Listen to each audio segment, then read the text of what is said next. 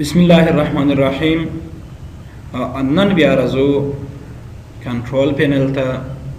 کنټرول پینل کې یو شی وایو، هغه چې لنډ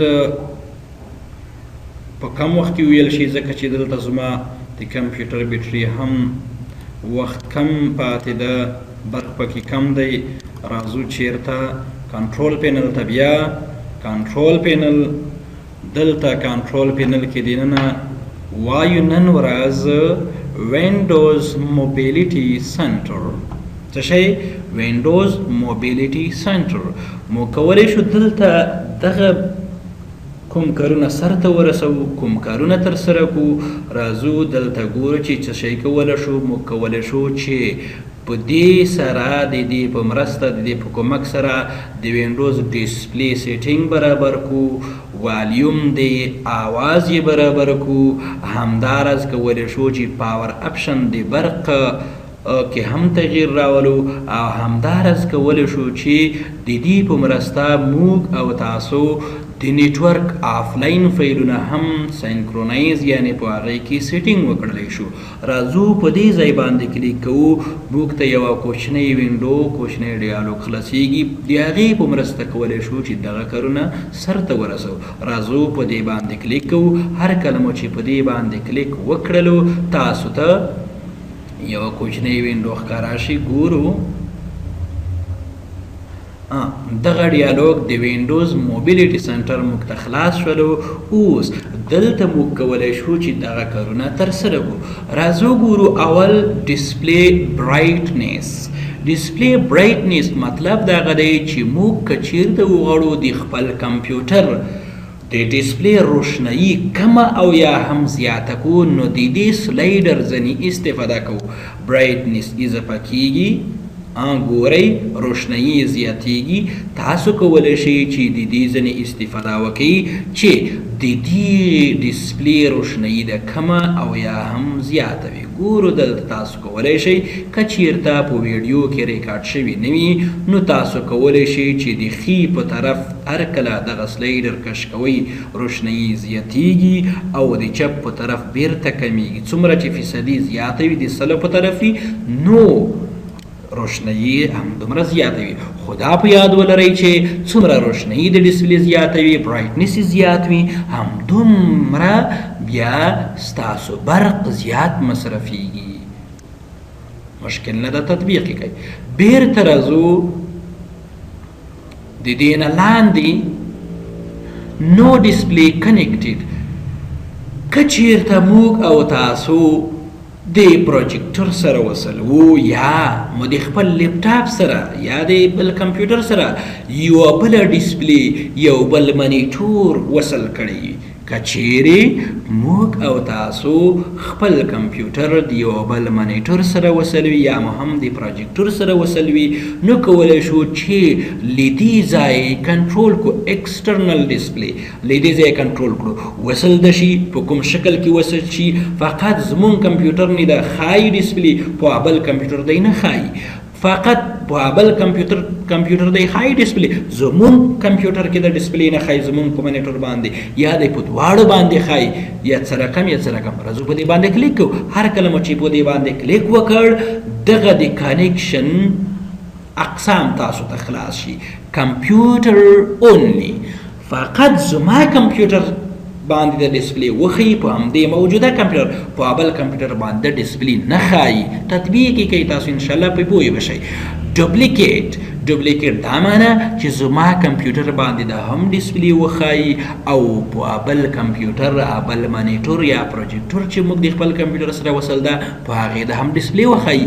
ایکسټینډ دا معنی چې په دې کمپیوټر د هم ډسپلی وښایي، په بل کمپیوټر هم، خو فقط د ډیسکټاپ پرده به ښایي، نور معلومات به نه ښایي.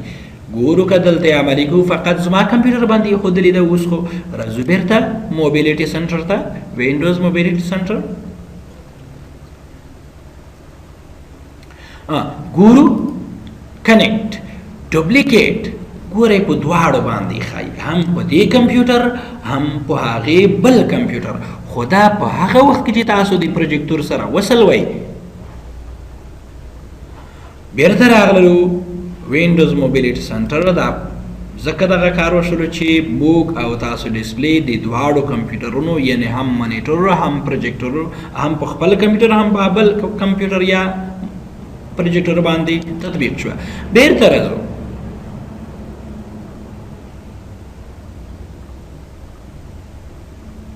بیرته ورته وایو چې ډسکنیکټ ډسپلی، بیرته ډسکنیکټ کا غیر وصلی کا څنګه ډوپلیکیټ د نوی ایکسټینډ د وی ایکسټینډ دا معنا چې زمون کمپیوټر نه د ډسپلی خو بل نه هم خو په هغه بل څه خای فقط ډیسکټاپ دغه پرده به خای او نور معلومات به نه خای. بیرته راغلو وینډوز موبیلیټي سنټر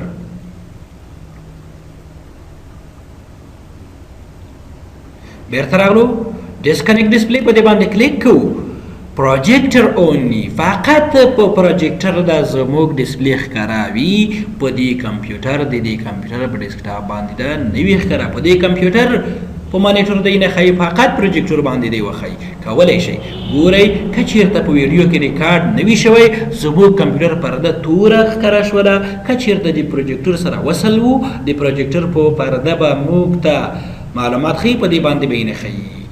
unable to connect to project detected projector سره وروسته کې دغه میسج راکړلو که پروجیکټر موجود و پروجیکټر باندې به ډسپلی خودله دلته به نه خودله عملی کار پرې وکړئ ان شاء الله مشکل نه ده.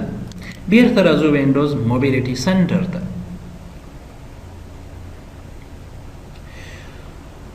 راغلو د دې نه وروسته ښي طرف ته والیوم که موږ او تاسو غواړو د خپل کمپیوټر اوازونه کنټرول کړو له دې ځایه میوټ که چیرته دغه چیک بکس فعاله کړو زموږ کمپیوټر اوازونه بند شول، زموږ کمپیوټر لاوډ سپیکر بند شو، پلی بیک ډیوایسز اواز به موږ د کمپیوټر لري نه اورو. دلته هم ګوره چې په لاوډ سپیکر باندې سور نشان ښکاره شو سټاپ.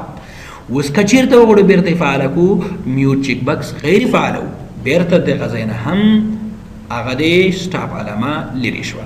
دلته هم ګورو د دې سلایډر په مرسته کولی شو چې اواز د کمپیوټر جیګ بلن او یا هم ټیټ کو. راځو دلته یې ګورئ اواز به ټیټ وي. زه خپل لاوډ سپیکر دلته وصل کوم چې د ډنګ غاړه کوي او که نه ګورئ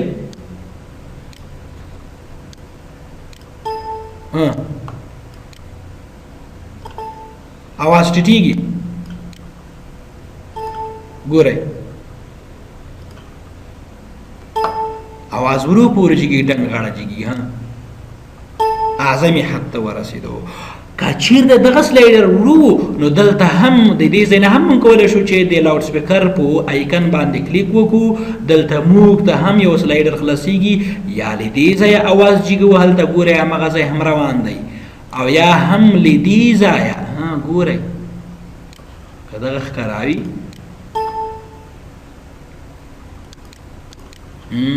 دغه ځای ته راځو هلته بیا هلته به هم جګیږي او ټیټیږي او که په دې ځای باندې کلیک وکړو زموږ اواز به بند شي. هلته هم بند شول. مکسر باندې وروسته انشاءالله کار کوو اواز بیرته پورته کوو اواز د جګ وي. بیرته راغللو د دې نه لاندې سینک سیټینګ ته سینکرونایزیشن اخیستل شوی دی چې که چیرته موږ او تاسو غواړو د نیټورک آفلاین فایلونو که سیټینګ کوو آفلاین فایلونه کارو د نیټورک نو موږ کولی شو چې له دې ځایه کنټرول کو. خو دغه ځان ته یو درس دی چې دغه سینک سنټر به موږ وروسته وایو په دې باندې ځان ته کار کوو. هر کله مو چې دې ځای باندې کلیک وکړلو تاسو ته یوه نوې وینډو د سینکرونایزیشن خلاصه شي. دلته مو کو انشاءالله په راتلونکي ویډیو کې په بل درس کې انشاءالله په مفصل ډول کار کوو چې دا څنګه کار کوي، څنګه فعالیږي، په کوم ډول کار کوي، فایده او ګټه یې څه ده. بیرته راغلو د دې نه وروسته ښي طرف ته تاسو ګورئ چې د بیټرۍ نشان موجود ده. زموږ کمپیوټر بیټرۍ اوس څومره پاتې ده 30 دقیقې یعنې او 49% پاتې ده. دغه ریمینینګ باقي ده، دومره چارج پکې موجود ده. موږ کولی شو چې د دغې په استعمال کې هم تغییر راولو. څو نقشې موجودې دي غواړو بالانس شکل کې دوي یا هم پاور سیور موډ کې دوي. ګورئ چې زموږ د کمپیوټر روشنۍ تته شوله ځکه چې پاور سیور دا معنی چې برق دې مونږ ته وساتي. دلته ګورو راځو بلانسډ. ګورئ 36 دقیقې پاتې ده او که چېرته موږ او تاسو پاور سیور ورته ووایو ګورئ دلته 38 دقیقې 2 دقیقې موږ ته اضافه برق پاتې شو ځکه چې دلته د کمپیوټر روشنایي کمه شوله. نو د دې ځایه کولی شو چې د برق دپاره هم یو سیټینګ برابر کړو.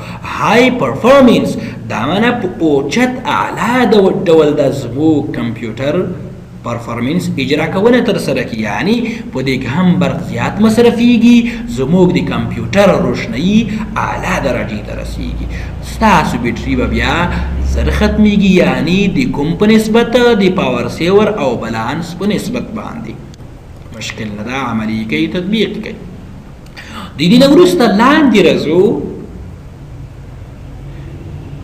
turn on turn off projector ته. که چېرته ستاسو کمپیوټر د پروجیکټر سره وصل وي، یعنی په پروجیکټر باندې درس ورکوئ، کوم پریزنټیشن لرئ، کوم نمایش لرئ، نو کولی شئ چې له دې ځایه پریزنټیشن آف ستاسو کمپیوټر به وصل وي، فقط پریزنټیشن یا کوم شی چې تاسو د پروجیکټر په ذریعه وړاندې کوئ د پروجیکټر پردې نه به آن پروجیکټر پردې ته به آن شي یا به هم آف شي، یعنی په یې دی وښئ او یا دی هم ونښئ.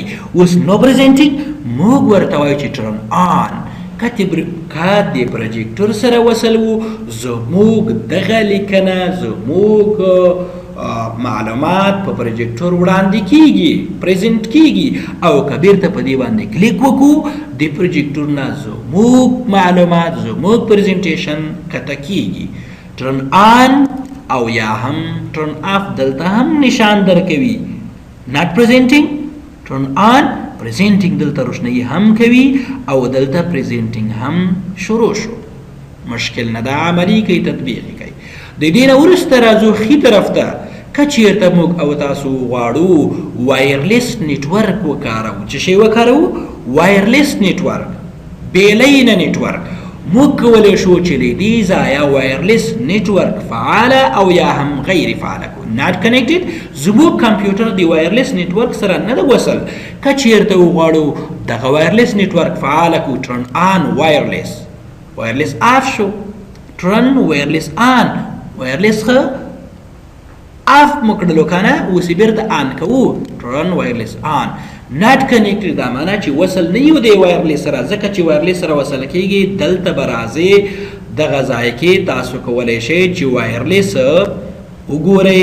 ګورئ دغه وایرلیس موجود دی، خو موږ اجازه نه لرو چې د دې سره وصل شو. دغه وایرلیس دی، دلته ګورئ وایرلیس نیټورک کنیکشن. هر کله مو چې په دې کنیکشنو کې یو کنیکشن فعاله کړلو، کنیکټ، هر کله مو چې کنیکټ ووهلو تاسو کنیکټ کېږئ، خو په هغه وخت کې چې تاسو د دې نیټورک له لارې کوم سیکیورټي کی موجود وي هغه ورکئ، تاسو ته اجازه درکړې وي، نو کولی شئ چې د دې سیکیورټي کی په انټر کولو سره، ورکولو سره، نو کولی شئ د نیټورک سره وصل شئ. خو موږ نشو کړلی چې اوس د دې سره وصل شو.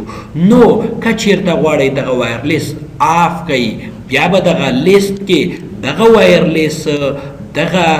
وایرلیس کنیکشنو ستاسې دپاره نه ښایي. کنیکټ کوئ، خو د دې اجازه موږ نه لرو. سیکیورټي کی به ورکوئ. هر کله مو کی په دروست ډول ورکړل، هغه حروف چې دوی د رمز په خاطر کارولی دي د دې کمپنۍ، هغه رمز تاسو ترلاسه کړ، تاسو ته یې درکړ، په دې ځای کې ولیکئ، اوکې کئ، ستاسو کمپیوټر به د هغې وایرلیس سره وصل شي. خو که وغواړو دغه وایرلیس آف کو، ټرن وایرلیس آف، نو بیا وایرلیس آف شلو. په دې لیست کې بیا موږ ته هغه وایرلیس کنیکشن نه ښیي، نشو کولی چې د وایرلیس سره موږ خپل کمپیوټر وصل کو. بیرته غواړو دغه وایرلیس فعاله کو، ټرن وایرلیس آن، په دې باندې بیا کلیک کوو. هر کله مو چې په دې باندې کلیک وکړلو وایرلیس آن شولو.